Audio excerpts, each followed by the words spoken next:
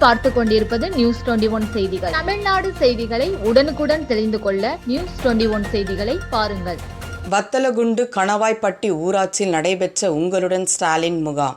திண்டுக்கல் மாவட்டம் நிலக்கோட்டை தாலுகா வத்தலகுண்டு ஒன்றியம் கணவாய்ப்பட்டி ஊராட்சியில் உங்களுடன் ஸ்டாலின் சிறப்பு முகாம் நடைபெற்றது. ஊரக வளர்ச்சித்துறை சார்பாக ஒருங்கிணைக்கப்பட்ட இந்த சிறப்பு முகாமில் நிலக்கோட்டை வட்டாட்சியர் கலந்து கொண்டு குத்துவிளக்கு ஏற்றி முகாமினை துவக்கி வைத்தார்.